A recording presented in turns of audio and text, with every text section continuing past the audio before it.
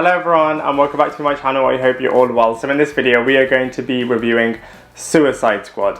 Now Suicide Squad, in my opinion, is one of those films that could have had so much potential and was going down a very interesting path, but due to one or two issues that was very overly criticised and just kind of made to feel like the film was absolutely awful, just led to, in my opinion again, the producers and the executives of the kind of film franchise to kind of overly react to this kind of bit of feedback, and then led to them completely rebooting the entire franchise, which I think is a real shame because, like I said before, I feel like it was going down a very interesting path and kind of had other people within the DC Extended Universe kind of having cameo appearances, and was kind of leading down a very interesting, integrated kind of film franchise. And I just feel now the fact that they're rebooting it is just going to be really confusing, and some parts of it is going to continue, some parts of it are going to be different, and I just feel like, you know, it is a bit of a mess, and I just wish that they had kind of stuck with the path that they were on, because I feel like you can kind of see where they were going with it, and I just feel like, yeah, it's just one of those films that kind of was a victim to being overly criticised, and had they kind of stuck to their guns, they could have gone down an interesting path. But nonetheless, let me break down Suicide Squad in this movie review.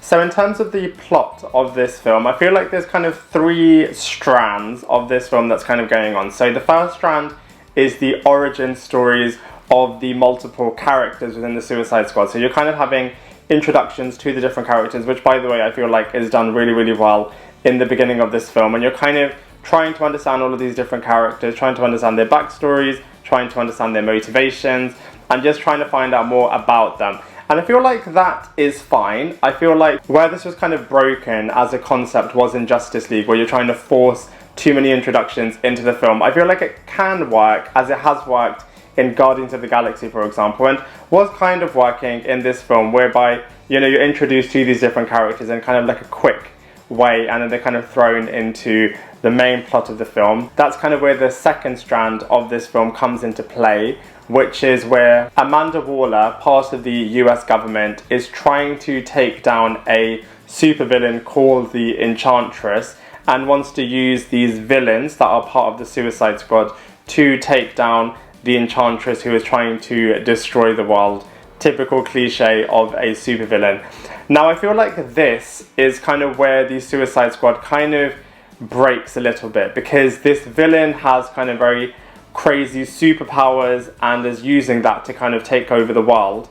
And I feel like the Suicide Squad is a very gritty, quote-unquote normal type villains that kind of use guns and baseball bats and these kind of weapons, and it doesn't really fit with kind of what the Enchantress kind of is as a character. Obviously it goes to show that you kind of need multiple kind of heroes, anti-heroes, villains, whatever you want to kind of call them, to take on the Enchantress, which I do agree with, but I just feel like these kind of characters didn't kind of mesh together that well, and that is kind of one of the main issues that I feel like is why the Suicide Squad received a lot of criticism. We then have the third strand, which is another reason why the film received a lot of criticism, which is all about the Joker. So the Joker's kind of got two storylines kind of happening simultaneously. On the one hand, you kind of find out about his kind of backstory, his relationship with Harley Quinn, and all of that kind of stuff. And then the other side of the Joker storyline is in present day, where he is trying to rescue Harley Quinn from the Suicide Squad situation and kind of carry on their romance. And I know Jared Leto's performance of the Joker got very, very, very criticised. I personally thought he was alright. I felt that his performance was different for the Joker character, but, you know, didn't necessarily deserve all of the criticism that he received for his portrayal of the Joker. But I just feel like, you know, these are the three strands of the overall storyline of the film, and I'll kind of leave it at that, as we'll enter spoiler territory if I extend what happens in the storyline.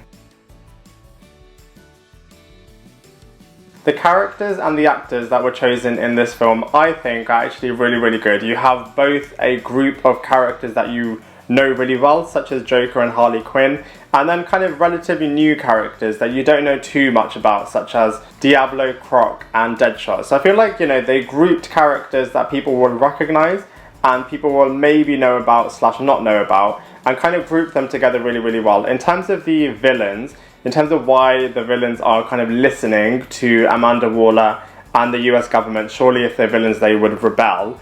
But all of the Suicide Squad villains, anti-heroes, heroes, whatever you want to call them, have an explosive device on their neck, which if they rebel and kind of don't listen to the demands of the US government, then the explosive device on their neck will basically kill them. So this is why the villains are listening to the US government. And I just find how they've kind of done the narrative, as they do in situations where you kind of question who's the real villain, they've done it really, really well in this sense, because, you know, the force that Amanda Waller and kind of her companions have on the Suicide Squad really does make you question who the real villain is of the film. So I feel like that device was used really, really well. But in terms of the characters, I feel like they've got a great group of characters here. So we have Will Smith, who plays Deadshot, and he is a character who never misses his target.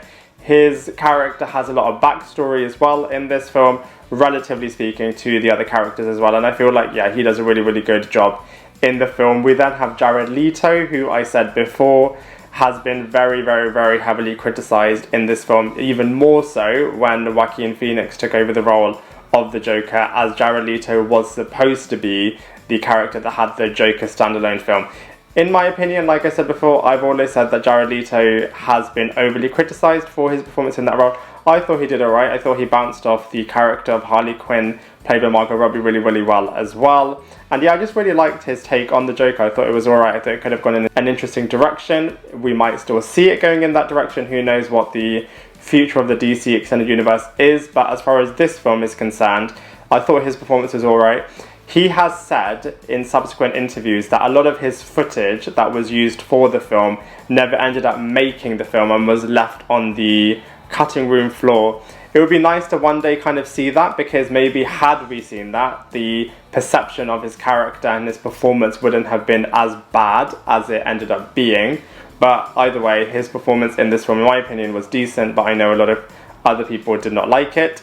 Like I said before, we then have Margot Robbie playing Harley Quinn, and she does a really, really good job in terms of bringing this character to life. You kind of find a little bit about her background, in that she was a psychiatrist that was helping the Joker, but then kind of fell in love with him and then became infatuated with him and then kind of became crazy. So Margot Robbie does a great job in terms of playing that character, and does such a good job in terms of playing that character, because now she's kind of got her own somewhat standalone film in Birds of Prey, and is kind of returning in the sequel / reboot of the Suicide Squad. So let's kind of see what happens with that. We then have Cara Devlin, who plays the Enchantress, and like I said before, I feel like her character is potentially one of the reasons why, in my opinion, that Suicide Squad wasn't as good as it could have been, because I feel like as a villain, she was alright, and I feel like if she was against the right person or right team of people, then she would have been fine. And I feel like that team should have been, you know, Wonder Woman or Superman or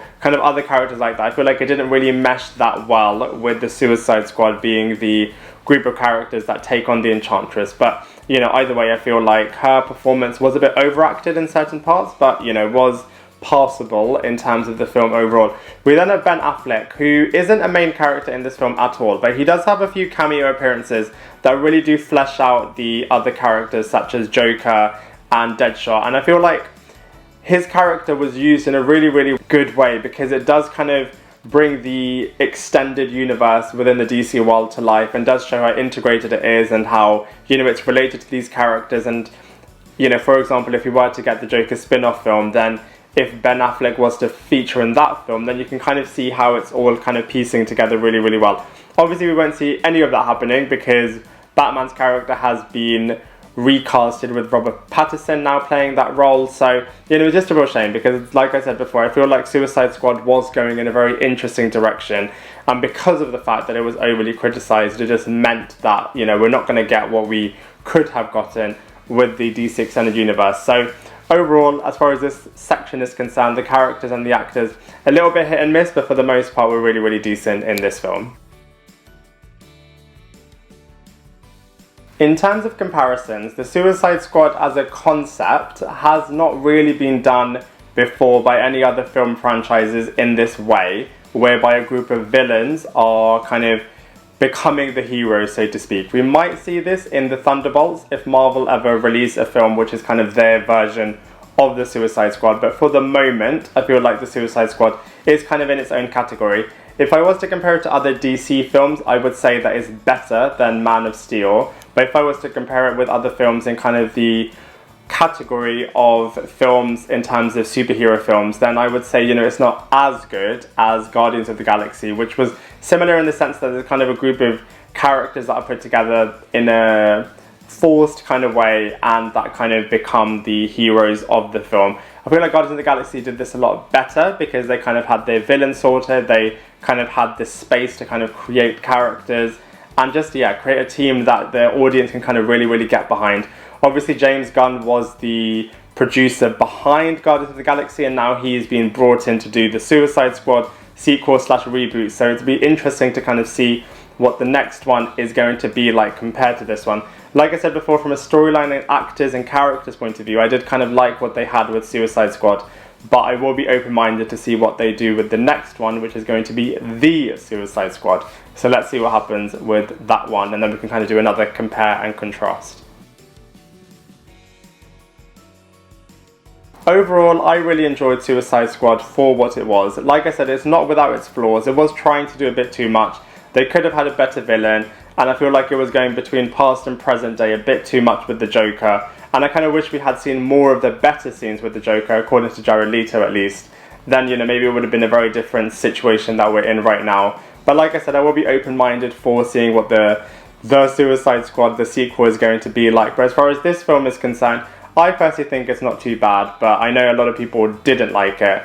But yeah, like I said before, I feel like as a film it is watchable. It is something that I would advise watching if you haven't seen it already. But yeah, for all of those reasons, I'm going to give Suicide Squad a solid 6.5 out of 10.